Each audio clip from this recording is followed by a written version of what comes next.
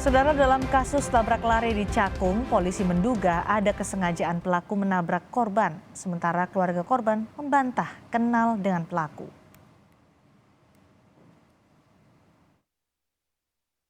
Polisi menetapkan pelaku tabrak lari di Cakung, Jakarta Timur menjadi tersangka yang diduga dipicu oleh cekcok di jalan raya. Polisi menemukan dugaan kesengajaan dalam kecelakaan yang menyebabkan korban tewas. Pelaku sebelumnya telah ditahan usai menyerahkan diri ke polisi. Polisi menduga ada motif dendam sehingga pelaku menabrak korban. Meski demikian, kasus tabrakan kini telah dilimpahkan ke Polda Metro Jaya untuk ditangani lebih lanjut.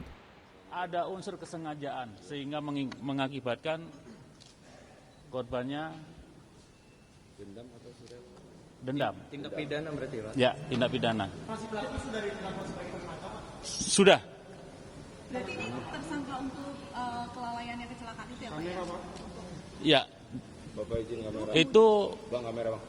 kesengajaan, perbuatan yang disengaja yang dilakukan sehingga orang mengakibatkan luka atau meninggal dunia.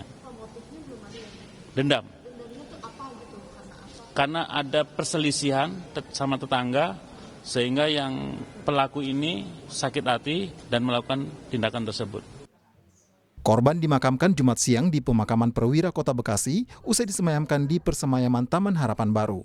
Keluarga korban menuntut pelaku diganjar hukuman maksimal karena diduga ada unsur kesengajaan. Keluarga korban juga membantah pelaku dan korban saling mengenal. Sebenarnya kita udah klarifikasi kemarin, media juga sudah liput, kita klarifikasi ini bukan tetangga, tapi memang sepertinya dia bertempat tinggal di Harapan Indah, kami bertempat tinggal di Taman Harapan Baru, itu radiusnya sekitar 1 kilometer lebih, Pak, bapak-bapak itu. Jadi sangat bisa dibilang kita nggak kenal sama sekali dan kita bisa bilang bukan tetangga. Kasus tabrak lari di Cakung, Jakarta Timur menurut keterangan polisi berawal dari cekcok. Rabu pagi, pelaku dan korban berkendara dari Bekasi menuju arah Jakarta. Polisi menyebut pelaku berkendara ditemani oleh ibunya. Ada insiden kecil menyebabkan korban terlibat cekcok dengan pelaku. Setelah cekcok, menurut keterangan pelaku kepada polisi, korban merusak kaca spion kanan mobil pelaku dan kabur. Pelaku pun mengejar korban hingga di dekat gerbang tol. Di dekat gerbang tol itulah pelaku menabrak korban dan melarikan diri. Pelaku akhirnya menyerahkan diri ke polisi setelah diminta oleh ibunya. Kasus kini ditangani oleh Polda Metro Jaya. Kriminolog UI Resa Indragiri menyebut kasus tabrak lari ini adalah bentuk amarah di jalan raya. Menurut Resa, pelaku akan memanfaatkan apa saja untuk melampiaskan kemarahannya di jalan. Inilah ya barangkali yang bisa disebut sebagai road rage. Bagaimana seseorang kemudian mengekspresikan amarahnya, kejengkelannya, kekesalannya, sakit hatinya, atau perasaan-perasaan negatif lain di jalan raya. Kepada siapa? Ya barangkali kepada pihak manapun itu yang dianggap sudah memprovokasi dia.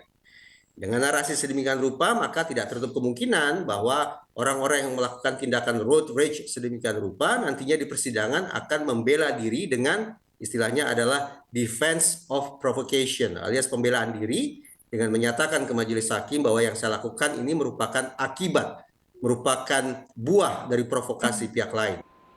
Pelaku kini dijerat dengan pasal berlapis oleh polisi dengan ancaman hukuman 12 tahun penjara. Tim Liputan, Kompas TV. Dan saudara, kita tadi melihat bagaimana kasus tabrak lari di Cakung yang menurut polisi diawali dari cekcok. Lalu bagaimana mengatasi berbagai bentuk kemarahan di jalan? Apa yang harus dilakukan jika kita dihadapkan pada situasi yang memicu emosi di jalan? Kita akan berbincangkan hal ini bersama Sony Susmana, praktisi keselamatan berkendara SDCI. Selamat malam Pak Sony. Selamat malam Mbak. Pak Sony, kalau Anda melihat tadi ada CCTV yang menggambarkan bagaimana kasus tabrak lari di Cakung itu terjadi. Apa yang kemudian terbersit di pikiran Anda ketika melihat video itu? Iya, sebetulnya banyak sekali masyarakat yang kurang paham tentang kendaraan ini, bahwa kendaraan ini bisa menjadi faktor untuk membunuh. Ya, saya mau analogi begini, sajam dan senpi itu bisa menjadi alat pembunuh dari 2 faktor, emosi dan mabuk. Ya, kalau kendaraan dari 3 faktor Mbak, emosi, mabuk, dan lengah.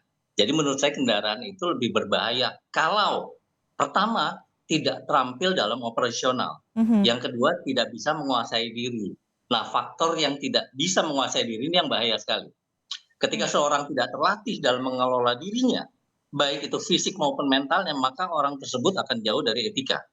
Artinya adabnya rendah ya. Dan biasanya berpikirnya itu cetek. Nah, Oke. kalau dia terdistraksi sedikit aja, maka dia akan jadi emosi dan meletup-letup tuh. Mhm. Nah, yang terjadi selanjutnya adalah segala tindak lanjutnya pasti akan dekat dengan hal-hal negatif. Kalau dari kasus yang tadi disampaikan, Mhm. dia coba untuk memberikan pelajaran. Dengan cara apa? Menyerempetkah atau melukai, menabrak, yang ujung-ujungnya karena tidak terukur bisa jadi membunuh. Ini yang dinamakan road rage atau pengemudi Jadi yang unsur kesengajaan seperti yang disebutkan polisi udah jelas masuk ya? ya benar sekali. Mhm, mhm. Oke, tadi disebutkan road rage, amarah di jalan raya. Ini ada kemarahan yang menjadi pemicu antara korban dan pelaku. Karena kan kalau kita mendengarkan pernyataan dari polisi, cekcok, kemudian korban mematahkan spion pelaku, pelaku tidak terima, mengejar hingga akhirnya terjadilah tabrak lari itu yang berujung pada tewasnya korban. Kalau Anda melihat ini soal kemarahan menjadi pemicu bagaimana sih, Mas Soni? Ya gini, karena orang yang emosi itu nggak pernah bisa berhitung dengan akal sehat, Mbak. Oke. Ya, niatnya mungkin tadi memberikan pelajaran, tetapi karena tidak berhitung, emosinya tidak terkontrol, bahkan maunya memberikan pelajaran justru malah membunuh orang lain. Ini yang saya tidak pungkiri ya, marah itu Anda melihat ada wajar. kesengajaan itu kan ini sampai korbannya meninggal dunia. Anda melihat kesengajaan itu memang melukai yang sangat serius atau seperti apa kalau Anda melihat dari CCTV itu? Kalau dari kacamata saya, begitu dia ngejar, itu niatnya udah jelek. Ketika Oke. sampai niat jelek itu membuat orang lain atau pihak lain itu bahkan tidak hanya cedera, tapi terbunuh, ya itu harusnya pasalnya berat, karena emang niatnya jahat. Hmm, hmm. Oke, lalu kalau kita bicara soal road rage, amarah di jalan, kenapa sih sebenarnya pengendara itu sangat mudah terpancing emosinya di jalan? Di Jakarta kalau kita ngeliat ini udah macet, emosi, tapi ketika ada sesuatu hal sangat mudah sekali terpancing emosinya, berantem, menunjukkan senjata api seperti yang kita sering lihat di media sosial. Gimana tuh? Ya. Ya, road rage ini kan adalah pengemudi yang tidak bisa menguasai masalahnya. Aha. Ketika orang yang bisa menguasai masalahnya di jalan pun dia akan terkontrol aktivitasnya, ya, perilakunya terkontrol. Nah, road rage ini yang Hmm. tidak bisa menyelesaikan masalah yang masih ada di diri dia. Sehingga itu tadi, dia mencari teman untuk bermain dengan kemarahannya. Ketika orang bermain dan bisa, akhirnya orang tersebut menjadi berantem sama dia. Oke, Ini yang harus dihindari. oke. Penyebabnya apa saja faktor-faktor itu? Banyak sekali, mungkin capek, mungkin lelah, mungkin juga stres, mungkin juga dia ada penyakit, drop fisik, mental. Nah, ini yang harus diperhatikan oleh pengemudi. Ketika kita berkendara, kita menguasai kendaraan tersebut harus dengan emosi yang stabil. Jadi masalah-masalah itu harus dia buang dulu, atau dia tidak bisa kontrol, lebih Hmm. baik dia naik taksi atau online lah. Oke, ini pertanyaannya kemudian adalah bagaimana kalau kita dihadapkan pada situasi seperti ini? Yang pertama kita berhadapan dengan orang yang sedang marah, sedang ada road rage di dirinya. Kemudian situasi kedua adalah kalau kita sendiri yang dipancing amarahnya atau tiba-tiba kita marah karena capek, lelah menghadapi macet, ada kemudian ada kejadian seperti ini. Apa yang harus dilakukan, Pak Soni? Ya, menurut saya ada dua. Yang pertama, kita harus jaga hati kita. Mhm. Bagaimana berperilaku sabar. Kemudian mudah memberi ruang kepada pengemudi lain. Mengalah itu adalah hal yang terbaik. Yang kedua, jangan mudah terprovokasi. Nah, ini yang perlu dilatih Itu yang susah. terus-menerus. Iya, butuh proses panjang. Eh, Karena panjang atau pendeknya itu tergantung komitmen, kemudian konsistensi, kesadaran kita. Kemudian lihat untung ruginya dari sebuah tindakan yang melukai atau merugikan orang lain.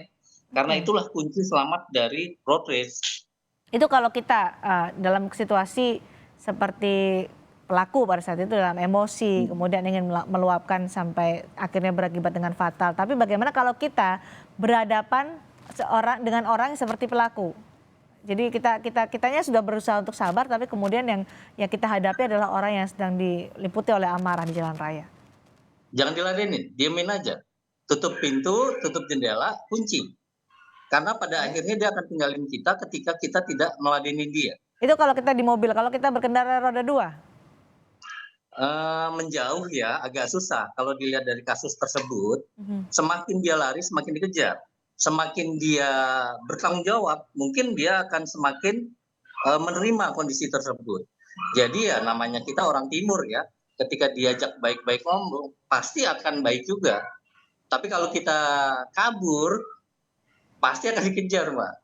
Karena kan orang ketika emosi, menghadapi orang yang emosi kan kita juga agak khawatir nanti akan ada kontak fisik, ada kekerasan. Itu kan juga menjadi pertimbangan juga apa yang harus kita lakukan. Kalau mendekat takutnya nanti ada kekerasan lanjutan. Kalau menjauh dikejar seperti yang terjadi di Cakung ini. Ya kan gini, ada tindakan-tindakan hukum yang sebetulnya mengarah ke pidana ya cukup diselesaikan di ranah hukum lah. Tetapi kalau bisa orang yang marah itu didengerin aja. Karena dia tidak akan melakukan tindakan yang macam-macam kalau kita dengerin. Setelah didengerin, kalau bisa minta maaf, minta maaf. Kalau enggak, ya sudah, diam aja. Karena semakin kita melawan, dia akan semakin beringas. Oke, yang Anda sebutkan itu perlu latihan yang cukup panjang ya, Iya, Sony? benar. Perlu berarti Butuh untuk waktu. butuh waktu. Oke, untuk bisa tenang kemudian memaafkan tentu saja ini butuh latihan dan juga paham soal etika yang harus diterapkan ketika berkendara. Menurut Anda apa saja sih Pak Sony etika berkendara praktiknya? Pertama gini, ada yang namanya defensive driving. Defensive driving itu kan banyak sekali kunci-kuncinya ya. Yang pertama adalah kita jaga jarak, jaga kecepatan, kemudian mengalah, kemudian melihat potensi-potensi yang berujung bahaya, kemudian memberikan ruang kepada kendaraan lain. Nah, dengan cara-cara defensif itu, kita pasti akan paling tidak meminimalkan risiko-risiko seperti ini. Jadi banyak cara yang baik-baik itu kita lakukan, kemudian yang bisa memprovokasi orang, atau bahkan membuat orang lain marah, ya kita tinggalkan. Tinggalkan. Tadi dikejar Pak. Dalam arti begini, kalau dikejar kan karena dia coba untuk melakukan tindakan yang memprovokasi orang tersebut ya. Oke. Kalau dari kasus itu kan dia coba untuk patahin kaca spion ya, pasti Ya. orang itu akan marah. Oke. Baik, jadinya itu harus melatih bagaimana emosi kita supaya berkendara dengan aman. Etika adalah kita saling menghargai dengan pengguna jalan lainnya. Terima kasih Pak Sony Susmana sudah bergabung bersama kami di Sapa Indonesia malam hari ini.